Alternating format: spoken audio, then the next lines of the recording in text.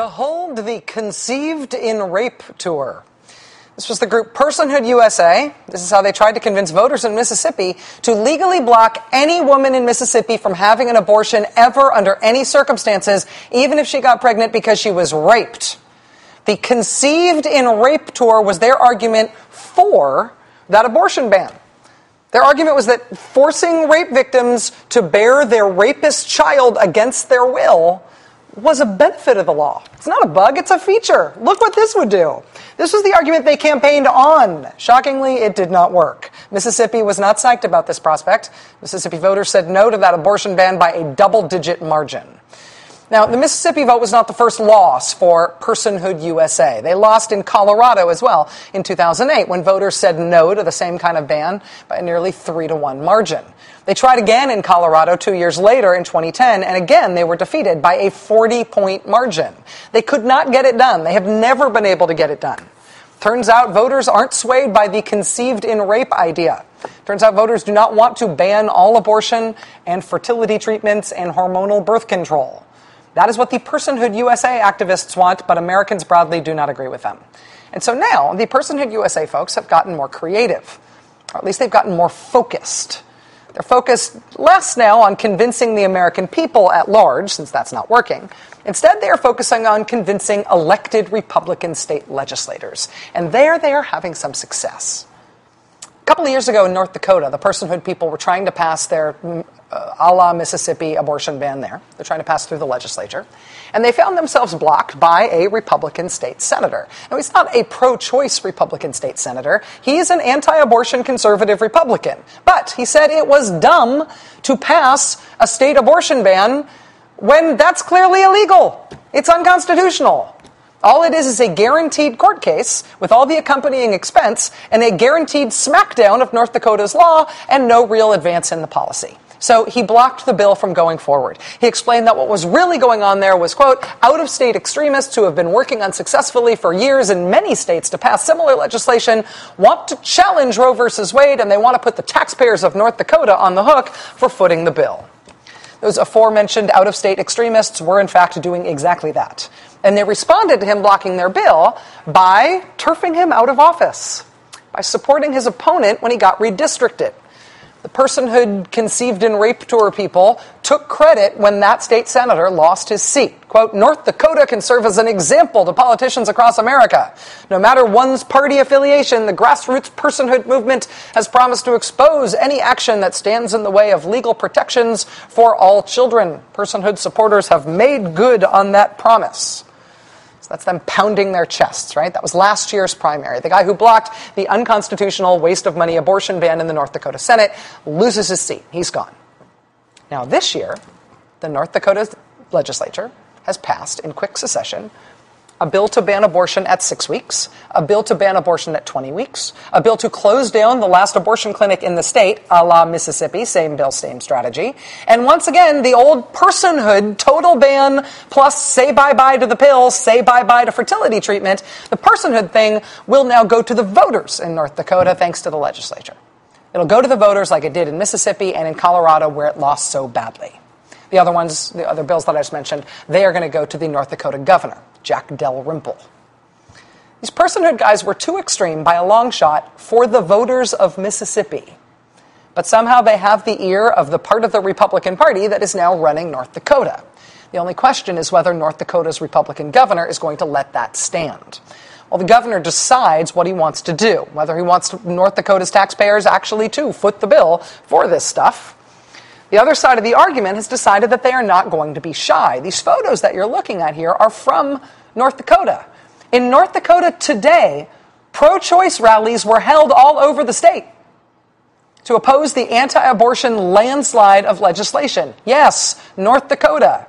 The rallies were held under the banner Stand Up for Women North Dakota. Rallies in Fargo and Grand Forks and Minot, and this one in the state capital of Bismarck, North Dakota today, where the AP estimates more than 300 people turned out in cold conditions to urge the governor to veto these bills.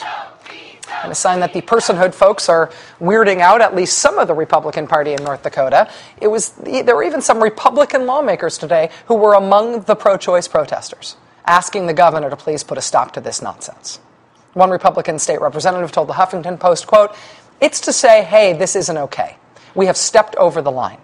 North Dakota has not even passed a primary seatbelt law, but we have the most invasive attack on women's health anywhere. We are spending an inordinate amount of time on social or personal issues, but we haven't done anything on property tax relief, higher education funding, fixing the roads. There are all kinds of other things we need to be doing besides this."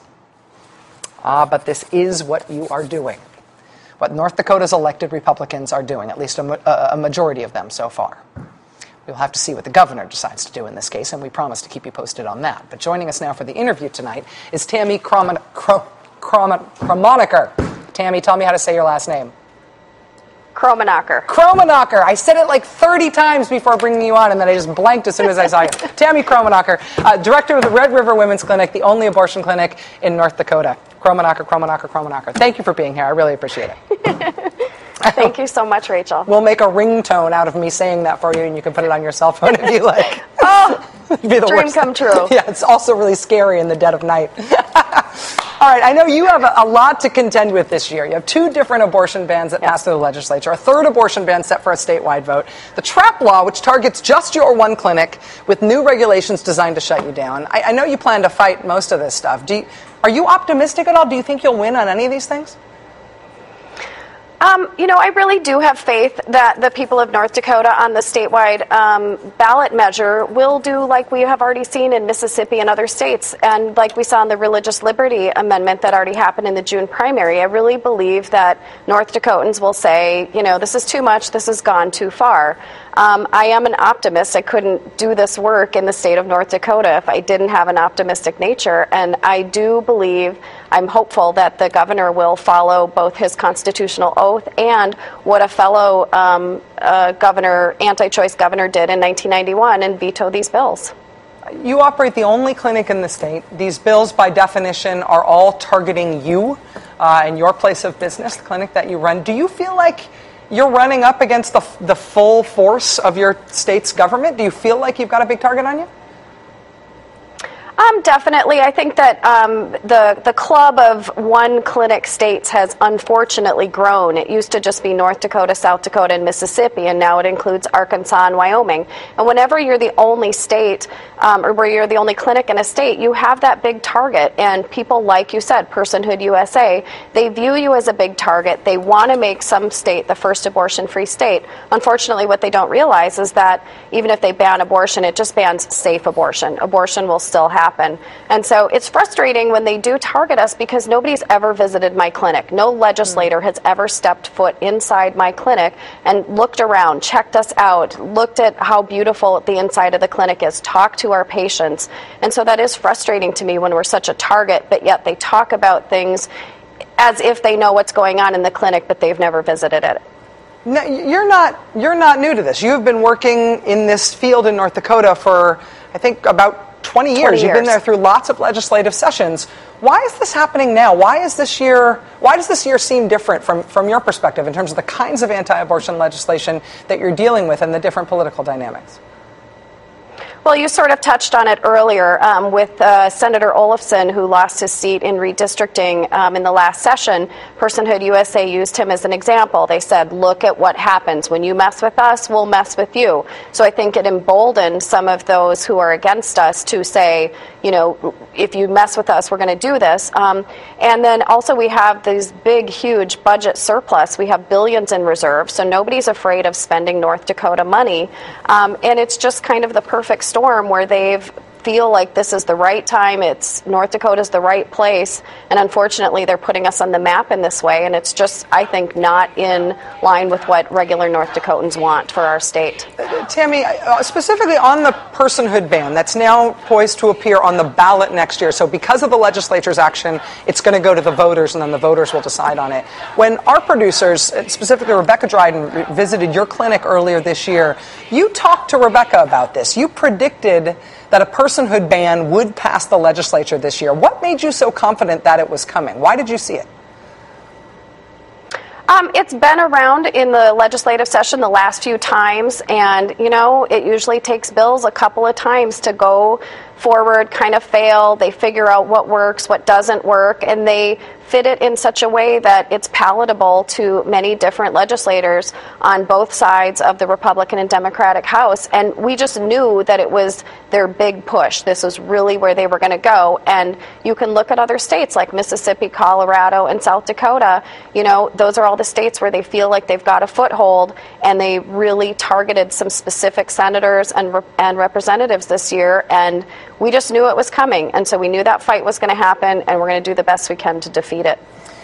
You talked at the top of this interview about how the number of states that have only one clinic is growing, that it used to be North Dakota and South Dakota and Mississippi. Now it's extended to Arkansas and Wyoming. It's larger numbers of states. And as we have states with just one clinic, these outside groups that want to abolish access to abortion, even if they can't abolish the right on paper, put a target on all of these states to try to pressure those individual clinics out of business. That makes your status in North Dakota not just a North Dakota story, but a story of national importance. And people who see it that way, how do they make this a national issue? I mean, the other side has made this a national issue, but is support for you a national issue too? Can it be expressed in a way that is helpful to you?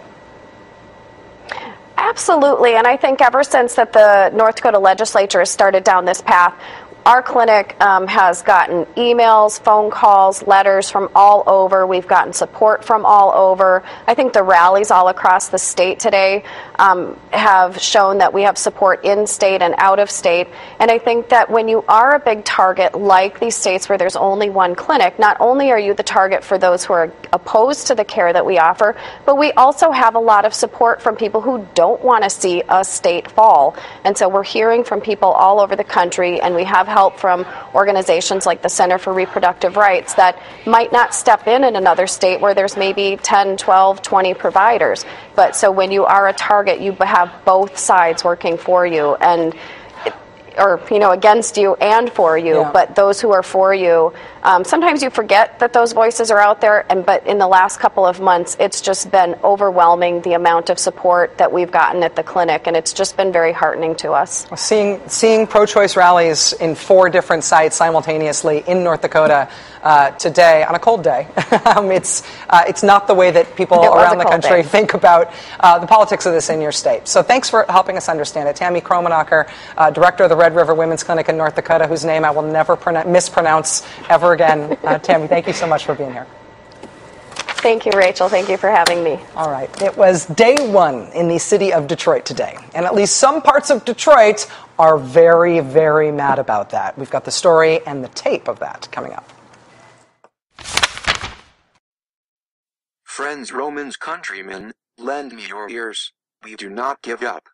Expect surprises. Subscribe.